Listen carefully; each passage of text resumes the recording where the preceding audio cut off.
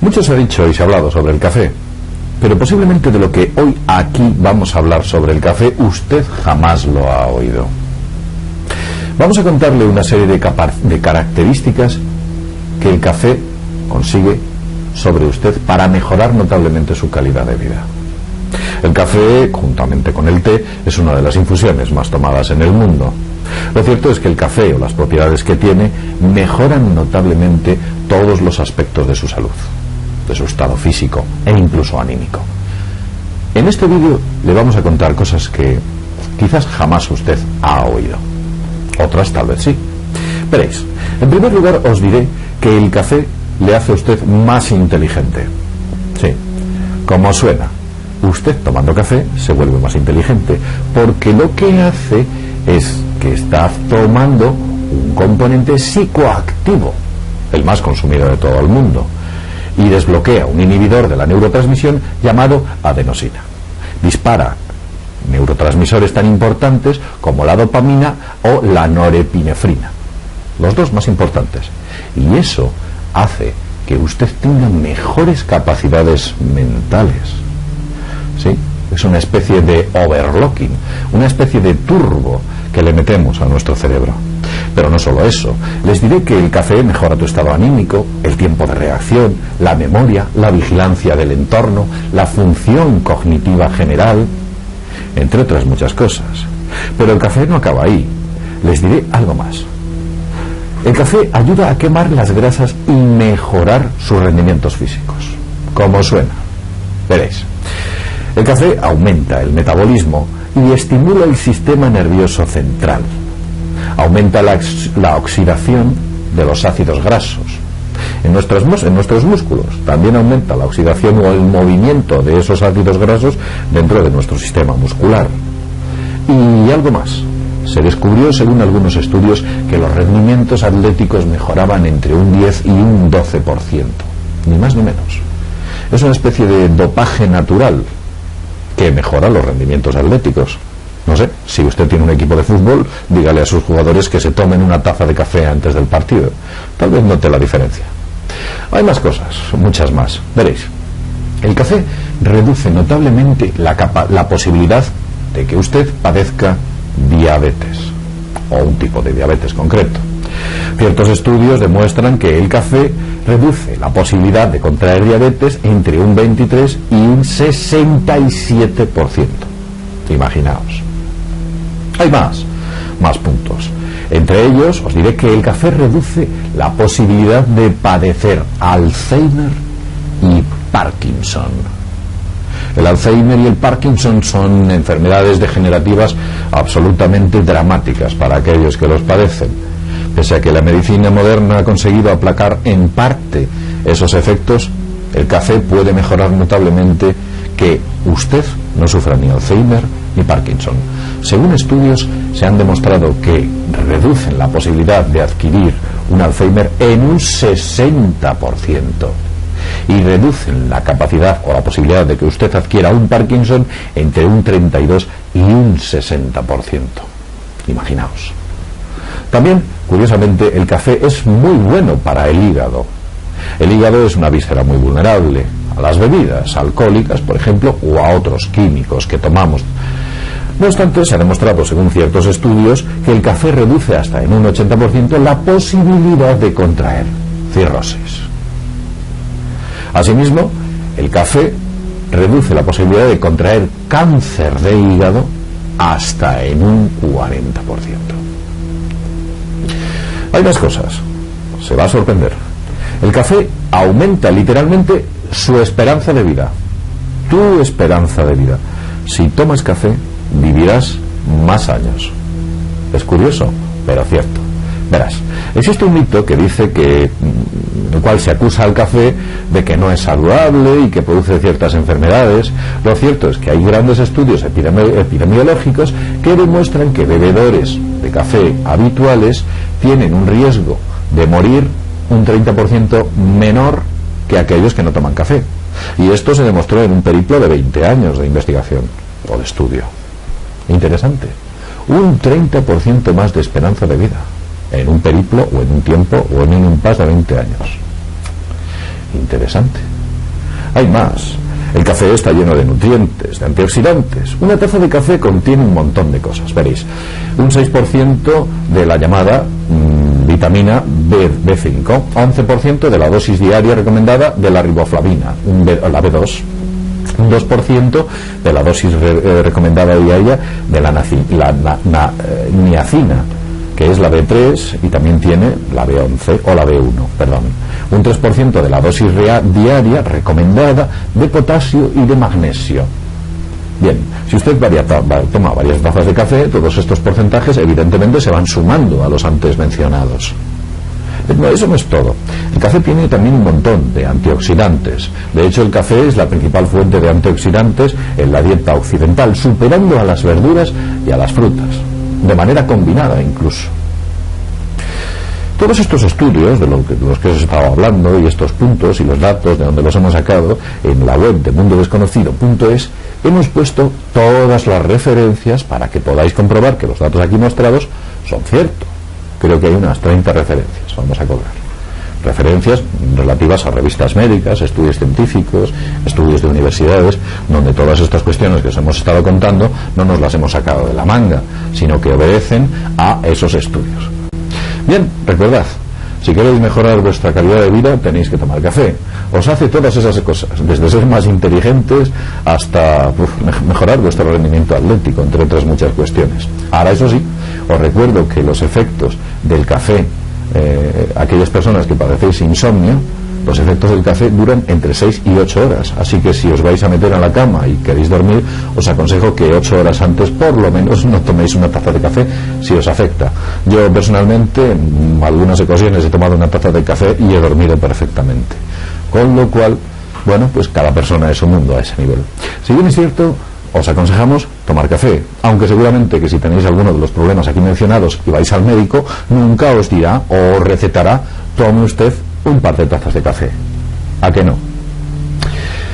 Bien, sin más, y después de este videoprograma que espero que os haya gustado, porque desde luego aporta datos muy interesantes con respecto a la utilización y a que el café, que es un tipo de alimento que es bastante desconocido y desde luego muy vilipendiado, incluso dentro de dietas hasta que podamos decir vegetarianas. Los vegetarianos, hay ciertos grupos de vegetarianos que no están muy de acuerdo en tomar concretamente demasiado café. Bueno, pues deciros que efectivamente el café mejora notablemente esas capacidades que todos tenemos. Nos hace una especie de overlocking, por utilizar un término informático, como he dicho al principio. Bien, sin más, y desde mundodesconocido.es, nos vemos en el próximo videoprograma. Hasta pronto.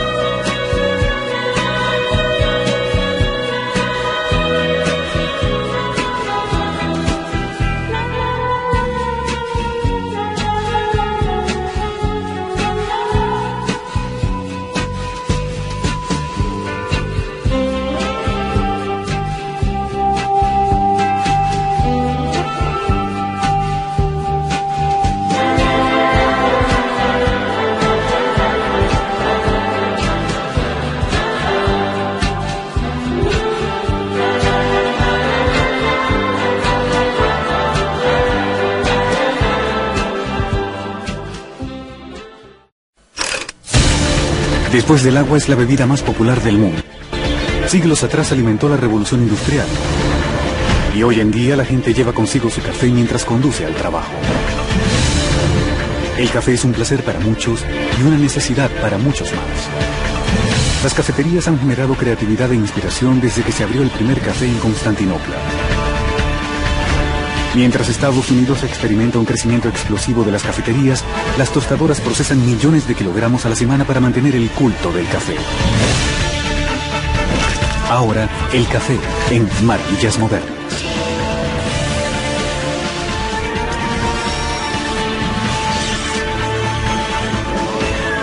Maravillas Modernas. Tiene una historia única. Es la bebida de la verdad. Para contar la historia del café hay que empezar por el grano.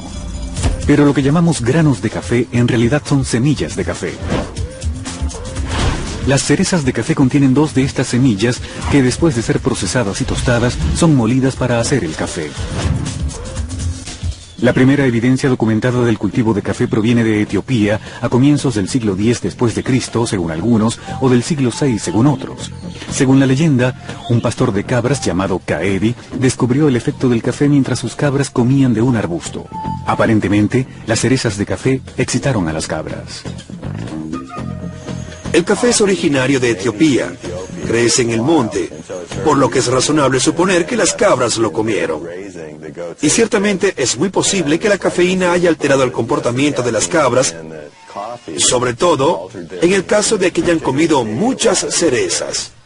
El primer consumo de café como alimento es atribuido a una tribu en Etiopía llamada Oromo. Los aborígenes cocían los granos crudos de café con manteca y formaban una bola como del tamaño de una pelota de béisbol que mordisqueaban como un dulce. En algún momento los granos lograron cruzar el Mar Rojo hacia Yemen. Probablemente los aborígenes oromos los comían mientras atravesaban la ruta de los esclavos. Yemen, en el sur de Arabia, está a menos de 320 kilómetros de Etiopía y es allí donde las primeras matas de café fueron cultivadas en plantaciones en el siglo XV. Desde Yemen, el café se extendió a través del mundo árabe. El café es una bebida asociada con la atención, acuidad, precisión, disciplina, intelecto. Y siempre me ha parecido maravilloso que la civilización árabe nos haya dado las matemáticas, haya inventado el cero. En parte, esa clase de atención con los detalles era de esperarse, dado lo estimulante de su bebida preferida. Según la leyenda, los árabes no permitían la exportación de las semillas fértiles a fin de mantener el café dentro de la cultura árabe. El Islam se convirtió en el depositario de todo el conocimiento de los antiguos griegos y de los romanos clásicos durante la Edad Media de Europa, por lo que se tiene esta imagen de estar sentado bajo el cielo azul del desierto Sahara, saboreando una dosis concentrada de café y dándole rienda suelta al intelecto humano. Cerca del año 1550, las primeras cafeterías en el mundo abrieron en Constantinopla, ahora Estambul, Turquía. El café turco es una mezcla de agua, azúcar y café. Se prepara en una vasija llamada ibrik. La mezcla de agua, café y azúcar se hierve 3 veces. Ahora estamos en la segunda ebullición y la tradicional tercera ebullición. Aquí está el café turco, listo para ser disfrutado. En el siglo XVII, el café y las cafeterías se extendieron a Europa Occidental y a Inglaterra. Hasta ese momento, en el siglo XVII, todo el mundo en Europa bebía alcohol. El continente europeo entero se la pasaba levemente ebrio todo el tiempo. ¿Por qué? Porque si uno vivía en Londres o París, no podía beber el agua del río Támesis o del Siena, sin arriesgarse a contraer cólera o disentería o alguna otra enfermedad parasitaria. Se empezaba el día con una cerveza. A las 10 de la mañana, en lugar de café, se bebía cerveza. Y en el almuerzo, más cerveza. La gente no hacía sino comentar sobre el estado en que todos se encontraban. Pero con la introducción del café, la cerveza fue reemplazada lentamente. El trabajo y el café se volvieron inseparables en la era industrial moderna, y tal vez el café hizo que esa era fuera posible, en primer lugar. Uno no podía darse el lujo de estar ebrio mientras operaba la maquinaria pesada que dio origen a la sociedad moderna o a la revolución industrial, como la conocemos. Así que la cafeína se convirtió en parte de la revolución industrial porque se convirtió en la droga preferida de la ética protestante, de ese mundo antisensual, adicto al trabajo, que dio origen a la austeridad de la época victoriana. El café causó una gran impresión en la ciudad, donde el té luego lo desplazaría. La primera cafetería de Londres abrió en 1652. Para el año 1700 había más de 2000. Eran llamadas universidades de penique porque por un penique se podía comprar una taza de café y pasar horas escuchando conversaciones y debates inspiradores. El café se convirtió en el centro de discusiones intelectuales sobrias. Uno de los pilares de la democracia moderna, la urna de votar, apareció por primera vez en la cafetería Cabeza de Turco, en Londres, donde los clientes podían votar sobre controversias políticas. Algunas cafeterías se convirtieron en las sedes de debate de muchas empresas poderosas, incluyendo la cafetería Lloyds de Londres, la cafetería Báltica de la Bolsa Naviera de Londres y el Café Jerusalén de la Compañía India Oriental. Pero no era un estimulante solo para el comercio. Si uno repasa la historia de finales del siglo XVII y de principios del siglo XVIII, se puede apreciar que ese periodo completo estaba influenciado por la cafeína. Puede notarse en la literatura, en el cinismo reflejado en los viajes de Gulliver del autor Jonathan Swift, o en su obra Propuestas Modestas, donde sugirió que una solución al conflicto en Irlanda era alimentar a los hambrientos del mundo con bebés irlandeses. Completamente irónico, pero un cinismo influenciado por la cafeína. Autores mordaces como Swift y Alexander Pope, y pintores como William Hogarth, tomaban café en la cafetería Will's, mientras que Isaac Newton frecuentaba el café griego. Cada café era asociado con la poesía o la ciencia o el comercio, y de la idea de un café devoto a una disciplina en particular nació la idea de un diario con diferentes secciones. La gente iba a los cafés, anotaba las conversaciones y las editaba en pequeñas publicaciones, y de allí, de hecho, nació el diario moderno de las cafeterías de Londres en los años de 1600 hasta 1700. Durante el siglo XVII, el suministro mundial de café provenía casi totalmente de Yemen. Pero los holandeses, que dominaban el comercio marítimo mundial, se hicieron de algunas plantas de café y desarrollaron plantaciones en Ceilán en 1658 y en Java en 1699. La primera cafetería de París abrió en 1672. El rey Luis XIV era amante del café. En el año 1714 los holandeses le obsequiaron una planta de café, la cual él mismo cultivó. 9 años después, un oficial de la Armada francesa, Gabriel Mathieu de Clieu, llevó consigo una planta del café Torreal a Martinica, en el Caribe. Los expertos alegan que la mayoría del café que se cultiva hoy en día en Centro y Suramérica desciende de esa sola planta. Varias de esas plantas fueron a parar en el distrito de Kona, en Hawái. Las plantas de café fueron llevadas a Hawái por primera vez desde Brasil en 1825 por el jefe Boki, gobernador de Oahu, cuando regresaba de un viaje de Londres. En 1828 las plantas fueron sembradas en Kona, Hawái, por el reverendo Samuel Ruggles, dando origen a la industria del café en Hawái.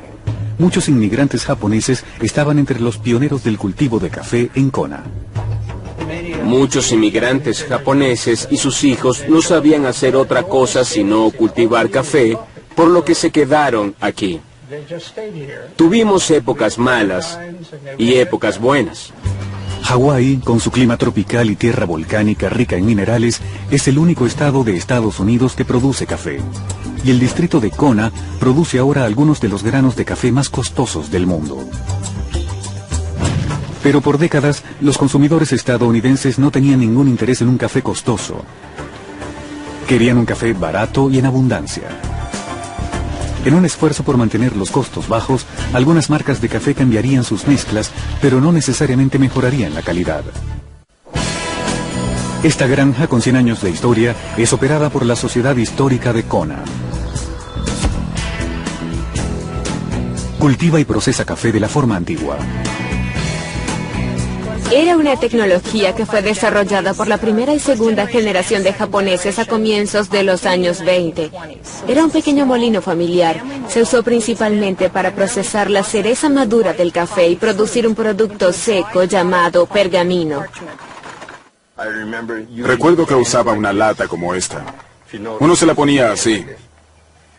Lo primero que se aprende de pequeño es a contar, así que aprendí a contar del 1 al 10.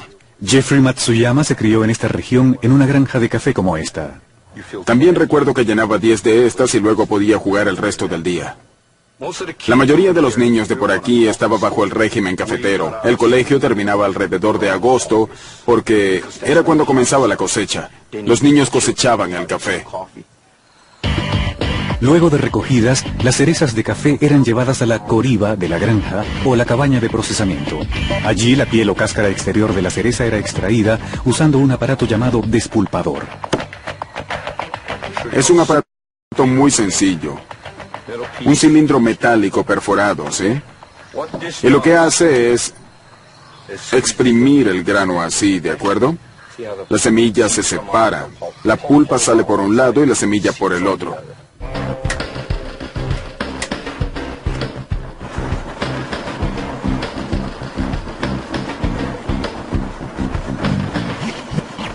Después de despulpadas, las semillas húmedas que conocemos como granos aún contienen una cáscara interior llamada pergamino. Colocamos los granos mojados que contienen pergamino en esta criba vibratoria que los sacude y les saca toda la humedad. Lo que en realidad hace es secar los granos por goteo. Pero aquí tenemos algo mejor.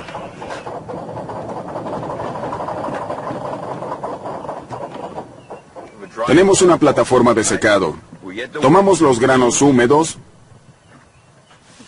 y los esparcimos a todo lo largo, comenzando desde un lado de la plataforma. Seguimos extendiéndolos. Usamos un rastrillo como este. No sirve para apilar hojas de árboles, pero extiende los granos de café fácilmente. Realmente es muy útil.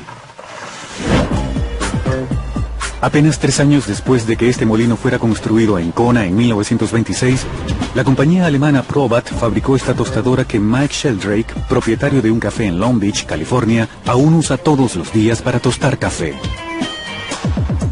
Esta es una máquina tostadora de café clásica del año 1929.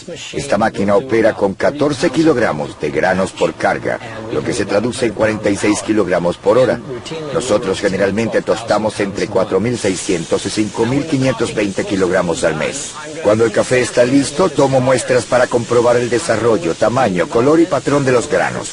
Y estoy pendiente de un sonido en particular. Cuando el café alcanza el punto que busco, como se encuentra ahora, lo vierto en esta bandeja de enfriamiento para que el café disipe el calor hasta que esté por debajo de los 204 grados centígrados.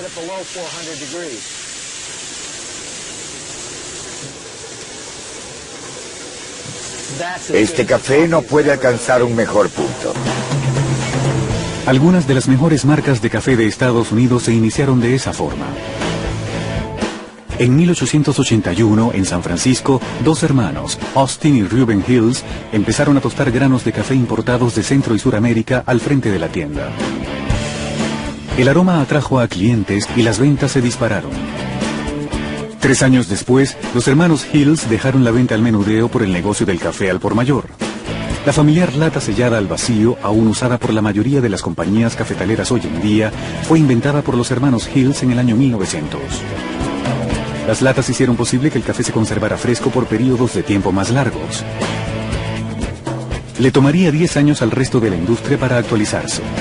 Para finales de siglo, había otras 2 compañías grandes de San Francisco disputándole la supremacía a Hills Brothers en el oeste, MJB y Folgers. En aquellos tiempos, una de las formas más populares de preparar café era con una cafetera de vacío, y actualmente está de regreso. El recipiente inferior contiene el agua y se conecta al recipiente superior mediante una empaquetadura de goma. El recipiente inferior es calentado. Cuando el agua llega al punto de ebullición, la presión que se crea hace que el agua suba al recipiente superior a través del tubo y por el filtro, y se vierte sobre los granos y el café comienza a hacerse. Una vez que sube toda el agua, se apaga la fuente del recipiente inferior y se forma un vacío que succiona el café a través del filtro hacia el otro recipiente, produciendo una deliciosa taza de café. En las primeras décadas del siglo XX, casi todo el este de Estados Unidos estaba dominado por la gigante compañía cafetalera Arbuckle, cuya planta a lo largo de la bahía de Brooklyn ocupaba 12 manzanas. En el año 1913, Arbuckle introdujo una nueva mezcla de primera que llamó Yuban, en honor al banquete que se sirve en Navidad en Estados Unidos. Luego de una intensa campaña de publicidad, Yuban se convirtió en el café empaquetado más vendido en la ciudad de Nueva York. Arbuckle y Ewbank fueron desplazados finalmente por otro gigante cafetalero, Maxwell House. El origen del café Maxwell es otra gran historia. Había un hotel famoso en Tennessee llamado Maxwell House. El chef estaba tan preocupado por el sabor del café del hotel que creó su propia mezcla. Y así nació la marca Maxwell House. El crecimiento del café coincidió con el crecimiento de las empresas de publicidad.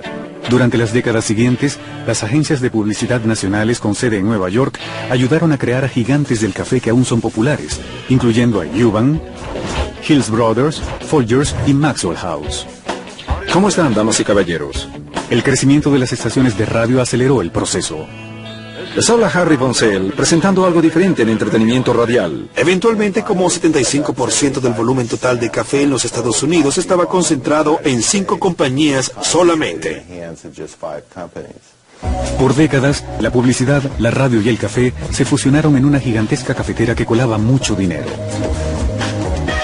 Pero el café no mejoraba de calidad y la cafetera, de hecho, era parte del problema. En los años 50, la cafetera era lo último, un símbolo de modernidad y progreso industrial sobre la estufa. Hasta producía un sonido agradable mientras colaba. Este es el café que bebían nuestros padres. No existe un peor dispositivo para hacer café o de bastardear el café que un percolador. El percolador básicamente pasa el café repetidamente a través de los granos molidos una y otra vez. A medida que el agua se cuela a través del café, se deposita en el fondo de la cafetera. Allí es recalentada y forzada a pasar por el sistema de bombeo y por los granos de café de nuevo. Pero un sobrerecalentamiento puede producir un café imbebible. Las dos cosas realmente malas son recalentar el café porque eso cambia sus propiedades químicas y recolar el café por los granos de café. Para empeorar las cosas, según los expertos, la calidad de algunas marcas famosas de café vendidas en los supermercados estaba declinando. Los expertos alegan que la competencia de precios condujo a algunas marcas famosas a usar cada vez más granos de menor calidad. Después de que estas empresas fueron vendidas, las familias ya no las manejaban. Los contadores tomaron el control y aplicaron la política de, bueno, si ahorramos unos centavos en el costo de la mezcla, eso generará millones en ganancias. Y los consumidores no notarán la diferencia. Algunas marcas famosas empezaron a añadir más granos de café robusta de menor precio a sus mezclas.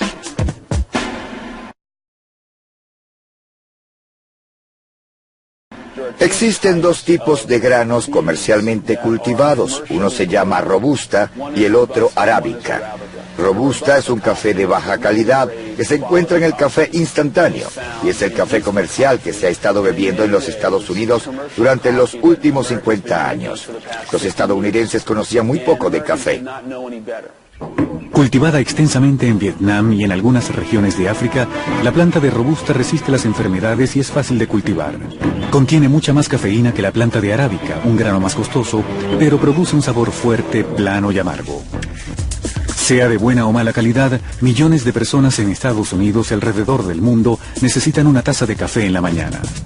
Sin importar su sabor, en gran parte la popularidad del café tiene que ver con la cafeína, una droga que estimula la producción de adrenalina.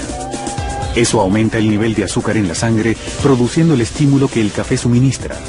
El cuerpo entonces segrega insulina, haciendo que el azúcar regrese a un nivel normal. La mayoría de los médicos especialistas dice que el consumo moderado de café no hace daño, pero que en exceso puede causar problemas.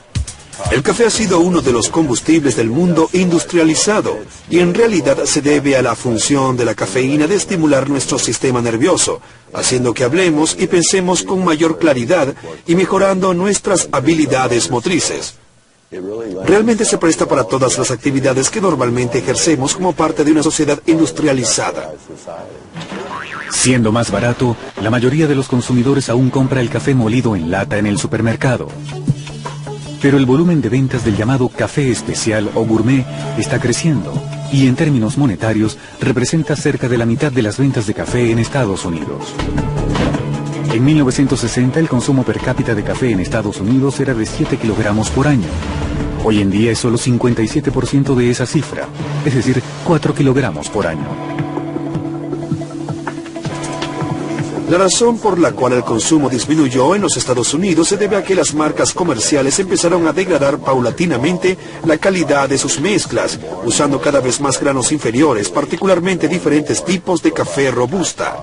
Y la respuesta del consumidor, de forma muy predecible, fue consumir menos del producto. Se necesitaría una máquina de colar café única, la moderna máquina expreso, para crear una nueva pasión por el café. La sala de cata es el sistema nervioso de cualquier compañía cafetalera porque es donde se realizan todas las evaluaciones de calidad. Catar es esencialmente un arte. Tomamos una cantidad de granos y la tostamos, molemos y la echamos en una taza. Luego vertimos agua casi hirviendo sobre eso. Los granos se dejan allí para obtener toda la intensidad del aroma y el sabor. En un día normal, el departamento cata unas 800 tazas. De beber todo el café que prueban, los catadores seguramente no conciliarían el sueño. Pero como hacen los degustadores profesionales de vino, los catadores espetan la mayor parte del líquido, produciendo café de la misma manera que una copa de Chardonnay. Tienen muchas similitudes. Usamos términos como aroma de nuez, mantecoso, acaramelado. El café y el vino tienen muchas cosas en común. Sí, así es. Tiene mucho cuerpo, muy oscuro, está muy bien. En la Asociación de Café Especial de Estados Unidos, en Long Beach, California, se realizan muchas catas. Allí la gente aprende a convertirse en catadores profesionales. Hemos tomado lo que ha sido una tradición, una forma de arte llamada cata, y la hemos transformado en una ciencia específica. En estos momentos se encuentran 10 de los mejores catadores de Colombia aquí a través de un programa financiado por el gobierno de los Estados Unidos. Están aquí para aprender a usar algunos de los estándares que usamos nosotros para evaluar la calidad. A fin de que cubra todo el paladar, el café es sorbido vigoroso y ruidosamente.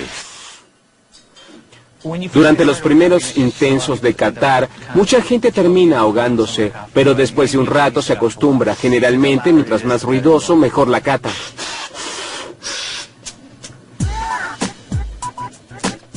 Aunque los expertos del café tienen puntos de referencia en común, al tratarse del café preferido, sus opiniones difieren mucho. Para mí es el café de Indonesia, Sumatra, Java, Sulawesi, Nueva Guinea. Mi café favorito sería un expreso cuádruple, hecho con café expreso brasilero y aromatizado con cardamomo. No me tomaría un café fuerte como el de Sumatra a las 6 de la mañana. Me gusta un café más suave, como un café del este de África, por ejemplo. Mi café favorito es el de Etiopía, sin duda alguna. Yo uso una cafetera eléctrica de goteo para hacer el café en las mañanas y siempre uso café colombiano. Yo uso la prensa francesa, el método de prensar, que se asemeja un poco al café preparado directamente con agua hirviendo. El método de preparación que prefiero es la prensa francesa, porque se obtiene la intensidad del sabor. Esta es una prensa francesa para hacer café y es muy sencilla de usar. Se colocan los granos de café en la cafetera y se llena con agua caliente, lo más cercano posible a los 93 grados centígrados, a fin de obtener la mejor extracción. Luego se usa este filtro metálico, que es reusable. Se prensan los granos hasta el fondo y se obtiene una taza de café fresco que contiene todos los aceites, sedimento y el sabor que estaban originalmente en los granos de café. Indudablemente la forma más costosa de preparar café es usando una de estas máquinas expreso de $6,000. Cuando se extrae café con esta máquina es muy importante que el café salga en chorros muy pero muy finos, como hebras de estambre. En este momento, el café tiene un color óxido oscuro, y ese es el color que se quiere. No fue sino hasta 1948, en Milán, que la máquina de expreso, como nosotros la conocemos, fue perfeccionada. Achille Gaggia, propietario de un café e ingeniero, diseñó una máquina que usa un muelle y un pistón. Este diseño hace circular el agua caliente a través del café molido más rápidamente que usando la presión de vapor únicamente, como las máquinas de expreso anteriores. El pistón y el muelle producen, según los expertos, una extracción más rápida y superior del sabor del café. Uno de los componentes más importantes de una máquina de expreso es la caldera. Dentro de la caldera se encuentra la resistencia. La resistencia calienta el agua que a su vez crea la presión de vapor. El agua caliente de la caldera no llega a la taza, sino que calienta el agua fresca mediante un intercambiador de calor. Tal vez la máxima expresión artística de una máquina de expreso lo es el cappuccino, una combinación de café expreso y leche al vapor. En el cappuccino italiano original, como lo han preparado los italianos desde siempre, se verá el café en la taza. Si algo realmente se quiere evitar es tener un café amargo en el fondo y una espuma seca arriba.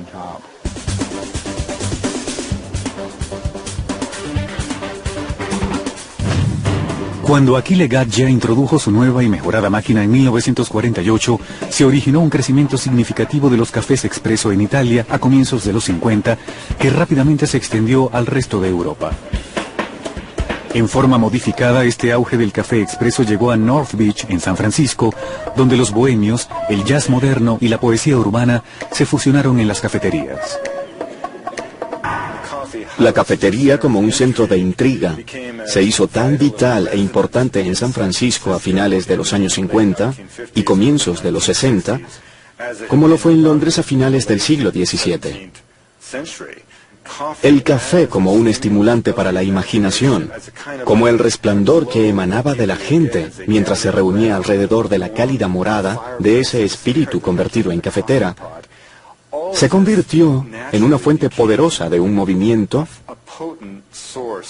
que se basaba esencialmente en las ideas. Mientras el expreso ayudó a propiciar una contracultura, por otro lado las oficinas y las fábricas trabajaban incesantemente, estimuladas por máquinas que colaban innumerables tazas de café barato. Pero a medida que el ritmo de la vida se aceleraba, el tiempo que tardaba el café en colar se hizo muy largo para muchos. Ellos querían que sus raciones de cafeína fueran instantáneas, y así sería. Pero para producir lo que la industria llama café soluble, se requeriría de mayor ingenio y tecnología que para tostar un grano. El desarrollo del café instantáneo se remonta a los tiempos de la Guerra Civil estadounidense. Los soldados de ambos bandos ansiaban tanto el café que algunos adaptaban molinillos en las culatas de las carabinas.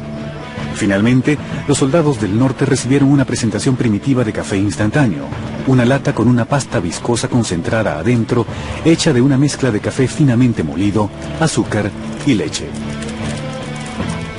Al agregarle agua caliente a una cucharada de pasta, un soldado podía disfrutar de una rápida y moderadamente sabrosa taza de café. El café instantáneo en polvo apareció por primera vez en Estados Unidos después de que un químico inglés que vivía en Guatemala llamado George Washington desarrolló un método para refinar los cristales de café de los granos tostados de café. Se mudó a Nueva York, se hizo ciudadano estadounidense y empezó a vender el café refinado Washington. El café deshidratado no fue muy exitoso, pero cuando estalló la Primera Guerra Mundial, el ejército de Estados Unidos compró toda la producción. Después de la Primera Guerra Mundial, el café instantáneo regresó a su estatus de producto marginal. Haría falta otra guerra mundial para fomentar su demanda. En la Segunda Guerra Mundial, entre sus raciones de alimentos, los soldados llevaban consigo café instantáneo, suministrado por 12 diferentes proveedores, incluyendo George Washington, Maxwell House y Nescafé. Un café caliente en las trincheras significaba mucho, era un gran consuelo para los fatigados soldados. Y el café instantáneo en polvo era mucho más rápido y fácil de preparar. Por décadas, el café instantáneo fue elaborado usando el proceso de secado por atomización. El café concentrado es pulverizado en una cámara grande de aire caliente desde una torre muy elevada. Mientras las gotitas caen, el agua restante se evapora y los cristales de café secos caen al fondo de la cámara. Uno de los inconvenientes del proceso de secado por atomización es que requiere de temperaturas altas, y el calor es uno de los enemigos mortales del café. El calor es perjudicial para las propiedades naturales del café como el sabor y el aroma. En los años 60, Nestlé desarrolló una nueva forma para elaborar el café instantáneo usando un proceso de secado por congelación. La ventaja del café secado por congelación es que no está sujeto al calor. El café líquido es condensado en un extracto y congelado en secciones. Las secciones luego son molidas en partículas y vertidas en cámaras de vacío. Luego se extrae la humedad en la forma de hielo, dejando atrás cristales secos de café. La parte más difícil en la elaboración del café instantáneo o soluble es mantener su aroma. Las compañías se esmeran mucho en tratar de lograr esto. De hecho, algunas condensan el humo que emana de la tostadora de café en forma líquida y reintroducen ese líquido en el café pulverizado antes de sellar los envases. La mayoría de los consumidores de café instantáneo tal vez supera los 50 años de edad. No obstante, cada vez vemos más jóvenes consumiendo café instantáneo hoy en día. Y uno de los beneficios que observamos entre los jóvenes es que si bien no tienen una percepción negativa hacia el café instantáneo, tampoco han sido atendidos acordemente como consumidores. Siguiendo el paso de los tiempos, el café instantáneo ha adquirido categoría gourmet. Uno de los productos más recientes que estamos elaborando es un café instantáneo con 100% granos colombianos. Los expertos en café saben que el grano de café colombiano es el más fino que existe. Para muchos expertos, el café descafeinado tiene más debilidades que el instantáneo. En algunas cafeterías especializadas, a una taza de café descafeinado le dicen, ¿por qué molesta? Para mí hablar de café descafeinado es como no hablar de nada, así que, ¿qué puedo decir? Pero para la gente a quien la cafeína le produce temblores, palpitaciones o sencillamente irritabilidad, el café descafeinado es la única alternativa. Fue inventado por Ludwig Roselius, un comerciante alemán de Bremen, que patentó su invención y fundó una compañía en 1906 para producirlo. Roselius creía que su padre, un catador profesional de café, murió por consumir demasiada cafeína. El nuevo proceso de Ludwig Roselius extraía la cafeína de los granos verdes de café al calentar los granos con vapor y luego bañando los granos ablandados con un disolvente, bencilo. El disolvente era eliminado remojando los granos en agua y luego evaporándolos. El café sin cafeína comenzó a venderse en Alemania, Francia y Estados Unidos. En Francia se le dio el nombre de sans caféine. Sanka. Finalmente se le conoció con ese nombre en todo el mundo. Beba 5, 10 tazas al día, tanto como quiera, y aún seguirá firme como una roca. Los familiares frascos de color naranja de Sanka aún se consiguen en los estantes de los supermercados. En muchas oficinas y restaurantes se usan cafeteras con asas vertedoras anaranjadas para indicar que contienen café descafeinado. Esta práctica empezó hace décadas después de que Sanka distribuyera miles de cafeteras con tapas vertedoras anaranjadas a los restaurantes. Algunos cafés descafeinados son procesados con agua solamente para extraer la cafeína, mientras otros aún son procesados con disolventes. Tanto el descafeinado como el instantáneo dependieron de la ciencia y la tecnología para promover formas nuevas de tomar café. Décadas después, un cirujano ortopédico de California descubriría una forma nueva de cultivar el café. Aunque el café es una bebida que existe desde hace siglos, siempre está sujeto a mejoras. Constantemente se están explorando nuevos horizontes, y uno de esos exploradores es el Dr. Joe Alban, alias Kona Joe. Es un cirujano ortopédico que ejerce en Los Alamitos, al sur de Los Ángeles, California. El Dr. Alban lleva una vida doble porque también posee y atiende una finca de café de 8 hectáreas en Kona, donde ha desarrollado una nueva forma de cultivar el café llamado método de la espaldera. Nadie antes había cultivado café usando espaldera, así que esto es algo totalmente nuevo y decidí patentarlo. Si la finca del Dr. Alban se asemeja a un viñedo, es por una buena razón. Él desarrolló el método de la espaldera después de estudiar cómo se cultivan las uvas. El café es una fruta, y la uva es una fruta. Muchas otras frutas han sido exitosamente cultivadas mediante espaldera, como las manzanas, melocotones, peras y kiwis de Fiji. La espaldera ha aumentado la producción de todas esas frutas y ha aumentado la sacarosa en ellas, por lo que tienen un sabor más dulce. El sistema de la espaldera permite que el cafeto completo reciba más sol y aire. Este cafeto tiene ahora 2 años, la edad óptima para ser aparrado usando la espaldera. Aparrando esta rama vertical se logra que el cafeto se extienda y tenga un área mayor. Las ramas verticales pueden originar ramas horizontales y nuevas ramas verticales. Era un negocio a largo plazo, pero el método de la espaldera resultó ser un gran éxito. Estos son nuestros cafetos más antiguos, más maduros. Tienen 8 años y se puede apreciar cómo el tronco del cafeto, a través del aparrado temprano de las 2 ramas verticales, se ha convertido en un tronco muy grueso y robusto que tiene una forma como de T. El café de Kona Joe ahora se vende a un precio superior y los pedidos exceden su producción. Cada mes, después de 2 semanas en su finca cafetalera, Kona Joe se convierte en el Dr. Joe Alban de nuevo y regresa a su práctica médica en California. Ese ir y venir es un choque de cultura. Cuando regreso a California me quito mis jeans y mi camisa hawaiana. Me lavo las manos, me pongo mi bata blanca y comienzo a tratar problemas serios de nuevo. Pero ese cambio entre roles siempre es un proceso de adaptación para mí. Los cultivadores de café en Kona tienen un estándar de vida superior a la mayoría de los cultivadores de café en el resto del mundo, que en muchos casos apenas logra sobrevivir. El movimiento del comercio recíproco enfrenta ese problema emitiendo certificados de comercio recíproco cuando los compradores les pagan a los pequeños cultivadores independientes un mínimo de 58 centavos de dólar por kilogramo. El café del comercio recíproco se vende bien en Europa, donde el movimiento se originó y sus ventas están creciendo en Estados Unidos. Pero un horizonte nuevo para el café es la ingeniería genética. Aunque todavía está en una etapa experimental, algunos alegan que los científicos finalmente desarrollarán cafetos que eficientemente produzcan granos descafeinados. Pero hasta ahora no se habla de una mata de capuchino. Tal vez en el futuro cercano, el área donde la ingeniería genética tenga mayor impacto será en el de la maduración de las frutas. Esto aplica particularmente para los cultivos de café en Brasil, donde la mayoría de las cosechas se realizan por medios mecánicos. Lograr que toda la cosecha madure al mismo tiempo es muy importante para la eficiencia de ese proceso.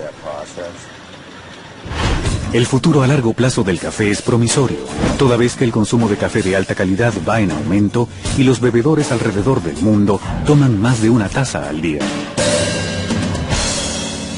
Mi pronóstico es que el valor del café se duplicará en los próximos 100 años. Lo que representará un cambio mayor es que el café se desplazará hacia el modelo del vino y cada vez más dejará de ser un bien necesario. Sin duda, el café seguirá desempeñando un papel vital que ningún vino fino pueda igualar, siempre que siga siendo lo primero que la mayoría de la gente tome cada mañana.